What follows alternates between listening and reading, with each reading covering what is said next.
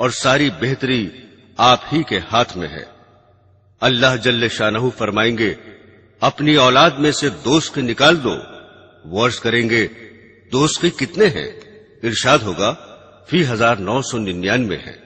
یہ سن کر اولاد آدم کو سخت پریشانی ہوگی اور رنج و غم کی وجہ سے اس وقت بچے بوڑھے ہو جائیں گے اور حاملہ عورتوں کا حمل گر جائے گا اور لوگ حواس باختہ ہو جائیں گے اور حقیقت میں بے ہوش نہ ہوں گے، لیکن اللہ کا عذاب سخت ہوگا جس کی وجہ سے بدحواسی ہو جائے گی۔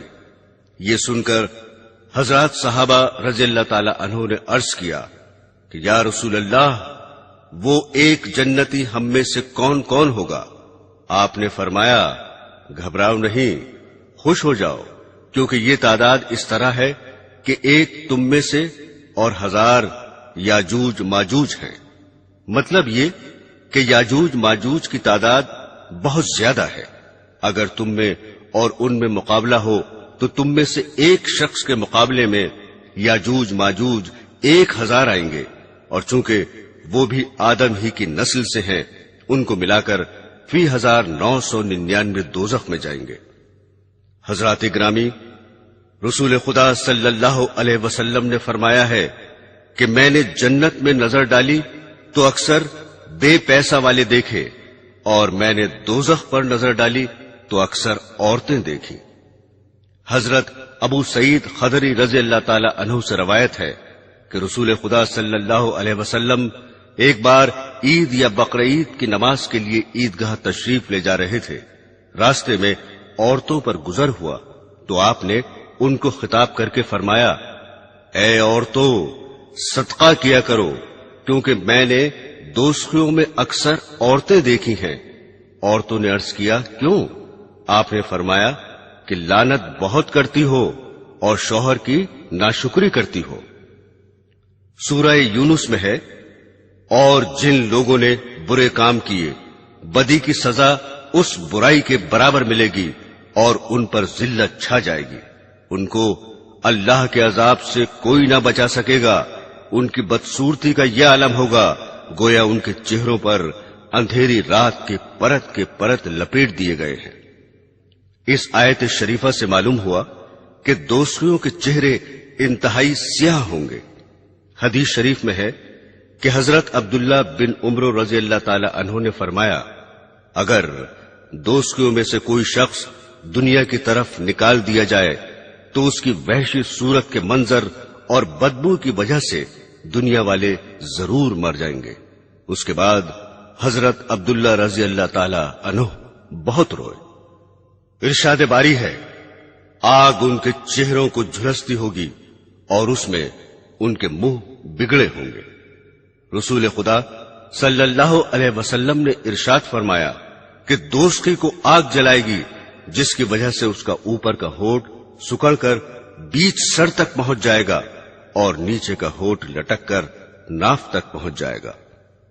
حضرت انس رضی اللہ تعالی عنہ فرماتے ہیں کہ رسول خدا صلی اللہ علیہ وسلم نے حضرات صحابہ رضی اللہ تعالی عنہ سے فرمایا اے لوگو، رو اور رو نہ سکو تو رونے کی صورت بناؤ، کیونکہ دوزخی دوزخ میں اتنا روئیں گے کہ ان کے آنسو ان کے چہروں میں نالیاں سی بنا دیں گے۔ روتے روتے آنسو نکلنے بند ہو جائیں گے تو خون بہنے لگے گا جس کی وجہ سے آنکھیں زخمی ہو جائیں گی۔ آنسو اور خون کی اتنی کثرت ہوگی کہ اگر ان میں کشتیاں چھوڑ دی جائیں تو وہ بھی چلنے لگیں گی۔ سامعین، رسول خدا صلی اللہ علیہ وسلم نے فرمایا دوزخ میں کافر کے دونوں مونڈوں کے درمیان کا حصہ 3 دن کے راستے کے برابر لمبا ہوگا جبکہ کوئی تیز رفتار سوار چل کر جائے، اور کافر کی داڑھ احد پہاڑ کے برابر ہوگی اور اس کی کھال کی موٹائی 3 دن کے راستے کے برابر ہوگی۔ ایک روایت میں ہے کہ دوزخی کے بیٹھنے کی جگہ اتنی لمبی ہوگی جتنا مکہ اور مدینہ کے درمیان کا فاصلہ ہے۔ بعض روایات میں ہے کہ رسول خدا صلی اللہ علیہ وسلم نے فرمایا میری امت کے بعض شخص دوزخ میں اتنے بڑے کر دیے جائیں گے کہ ایک ہی شخص دوزخ کے پورے ایک کونے کو بھر دے گا۔ حضرت مجاہد رحمت اللہ علیہ فرماتے ہیں کہ مجھ سے حضرت ابن عباس رضی اللہ تعالی عنہ نے فرمایا، کیا تم جانتے ہو دوزخ کتنا چوڑا ہے؟ میں نے کہا نہیں۔ فرمایا، ہاں، خدا کی قسم تم نہیں جانتے، بے شک دوزخی کے کان کی لو اور مونڈے کے درمیان 70 سال چلنے کا راستہ ہوگا، جس میں خون اور پیپ کی وادیاں جاری ہوں گی۔ دوزخ کی پشت پر پل قائم کیا جائے گا، جس کو پل صراط کہتے ہیں۔ تمام نیک اور بد لوگوں کو اس پر ہو کر گزرنا ہوگا۔ قرآن حکیم میں ہے، اور تم میں ایسا کوئی بھی نہیں جس کا اس دوزخ پر گزر نہ ہو قیامت کے دن۔ رسول خدا صلی اللہ علیہ وسلم نے فرمایا کہ دوزخ کی پشت پر پل صراط قائم کیا جائے گا، اور میں نبیوں میں سب سے پہلے اپنی امت کو لے کر اس پر سے گزروں گا، اور اس دن صرف رسول ہی بولیں گے، اور ان کا کلام صرف یہ ہوگا، اے اللہ سلامت رکھ، سلامت رکھ۔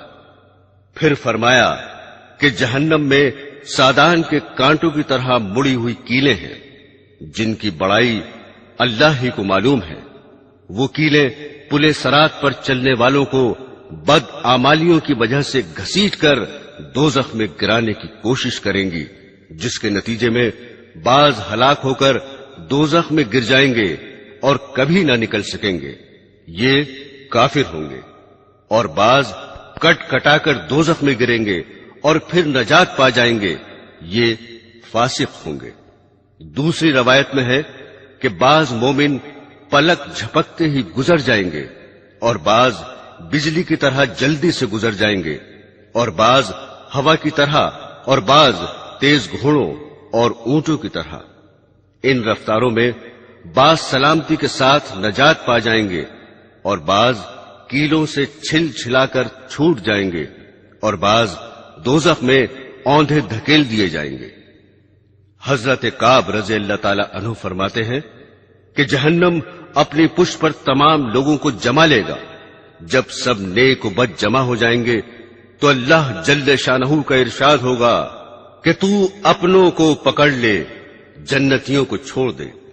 چنانچہ جہنم بروں کا نوالا کر جائے گا، جن کو وہ اس طرح پہچانتا ہوگا جیسے تم اپنی اولاد کو پہچانتے ہو، بلکہ اس سے بھی زیادہ۔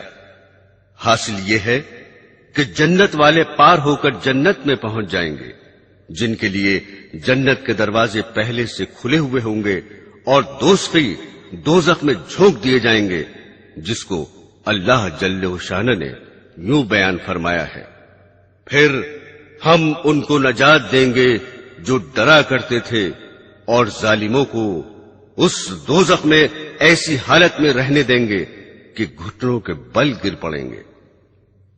قرآن شریف کی آیات میں دوزخیوں کے داخلے کی کیفیت کئی جگہ بیان کی گئی ہے، جن میں یہ بھی ہے کہ دوزخی پیاس کی حالت میں جہنم رسید کیے جائیں گے، اور دوزخ میں جانے سے پہلے دروازے پر کھڑا کر کے ان سے فرشتے سوال و جواب بھی کریں گے۔ سورہ مریم میں ہے، اور ہم مجرموں کو دوزخ کی طرف پیاسا ہانکیں گے۔ سورہ قمر میں ارشاد باری ہے، جس روز مجرمین منہ کے بل جہنم میں گھسیٹے جائیں گے تو ان سے کہا جاوے گا کہ دوزخ کی آگ کا مزہ چکھو۔ ایک اور جگہ ارشاد باری ہے، پھر وہ اور گمراہ لوگ اور ابلیس کا لشکر سب کے سب دوزخ میں اوندھے منہ ڈال دیے جائیں گے۔ سورہ رحمان میں ہے، مجرم لوگ اپنے حلیے سے پہچانے جائیں گے، کیونکہ ان کے چہرے سیاہ اور آنکھیں نیلی ہوں گی۔ پھر ان کے سر کے بال اور پاؤں پکڑ لیے جائیں گے، اور ان کو گھسیٹ کر جہنم میں ڈال دیا جائے گا۔ حضرت ابن عباس رضی اللہ تعالی عنہ کا قول اس آیت شریفہ کی تفسیر میں یوں نقل کیا گیا ہے، فرشتوں کو حکم ہوگا، جمع کر لو ظالموں کو اور ان کے ہم مشربوں کو اور ان کے معبودوں کو، جن کو وہ لوگ خدا کو چھوڑ کر پوجا کیا کرتے تھے، پھر ان سب کو दोज़ख का रास्ता दिखाओ, और फिर हुक्म होगा, अच्छा जरा उनको ठहराओ, इनसे सवाल किया जाएगा। चुनाचे ये सवाल होगा कि अब तुमको क्या हुआ, एक दूसरे की मदद नहीं करते? इस पर भी वो एक दूसरे की कुछ मदद न करेंगे, बल्कि सब के सब सर झुकाए खड़े रहेंगे। कुरान हकीम में एक और जगह है, जिस रोज उनके चेहरे दोज़ख में उलट पलट किए जाएंगे, वो यूं कहते होंगे, ऐ काश हमने अल्लाह की इताअत की होती और हमने रसूल की इताअत की होती। इधर तो दोज़खी अतिब्बे शैतान पर पछताते होंगे और अल्लाह ताला की तरफ से उन पर डांट पड़ेगी। इधर शैतान इस तकरीर से उनको लताड़ेगा, जिसका जिक्र सूरह इब्राहिम में इस तरह आया है, और कयामत के दिन जब सब मुकद्दमात हो चुकेंगे तो शैतान कहेगा, मुझे बुरा भला कहना नाहक है, क्योंकि बिलाशुबा अल्लाह ने तुमसे सच्चे वादे किए थे और मैंने भी कुछ वादे किए थे, सो मैंने वो वादे तुमसे खिलाफ किए और तुम पर मेरा इससे ज्यादा जोर चलता न था कि मैंने तुमको गुमराही की दावत दी, सो तुमने खुद ही मेरा कहना मान लिया। तुम मुझ पर मलामत मत करो और अपने आप को मलामत करो, न मैं तुम्हारा मददगार हूं और न तुम मेरे मददगार हो। मैं तुम्हारे इस फेल से खुद बेजार हूं कि तुम इससे पहले दुनिया में मुझे खुदा का शरीक करार देते थे। यकीनन जालिमों के लिए दर्दनाक अजाब है।